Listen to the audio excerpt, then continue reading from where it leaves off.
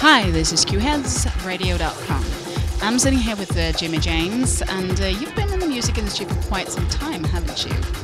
Yes, I have, ma'am. I've been in the music industry all my life. I mean, when I was young, I had a dream about being in the music industry, and I worked night and day at my DJ skills, pitching up and down and being a real cue head. And I finally got there when I had my first gig when I was 15 years old. When you were 50? 15?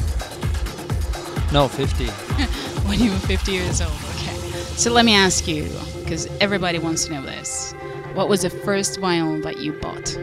Well, of course, it was the Yumi Yumi. It was like an African band from Ethiopia. It was this string instrument that called the guanjo. It was just a guanjo solo, and it was a lullaby for African babies. Very good. You could actually maybe say it's more like world music. But actually it's a song that I remixed then 30 years later, and it was a big hit in Congo. Big hit in Congo, huh? So what, so how high did it get? Was it like a number one, or?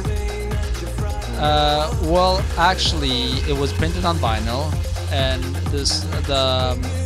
what do you call the state police, there was a queue in Congo in 97 right after the release. So actually the whole stack of records, actually we had printed up 200 records, they were all burned. It was during the massacre. It was during the massacre. Okay, so changing the subject slightly, you've been to, several gigs and stuff like that, right? So where did you have your first gig? Well, I had at this island, where all the DJs go and everybody goes to party. It's this great party island. I mean, the ultimate party island. It started in the 70s with a lot of locals, and going from Spain, going there. And now I guess it's the biggest thing. Everybody goes there. It's Frøya outside of Norway. It's just kind of very nice there. I love it.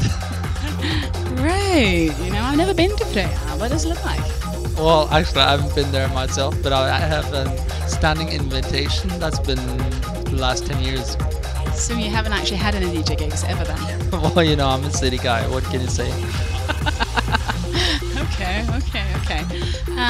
So is there anything that inspired you? Any bands or producers? Anyone that you look up to, or any kind of mentors you had through the years? Well, you had a producer when I was young, Stig Antonsen. He actually inspired me to stop making music for a while, and then I met David Eriksen. He inspired me to begin again. That's lovely. Thank you ever so much. After that, I worked with the greatest producer in Norway. It was Hans Dahl. Worked in 2 years, and to be honest, I then again stopped making music after working with him. And then I met wannabe and started working with her again, and then I started again, and that like 3 years, and then I stopped making music after that again. So it's like been a roller coaster ride, but I really feel that I'm on top of now. I mean, just about before I'm going down, but still, I'm okay. Okay, great. Thank you. It's lovely having you here. Right now we're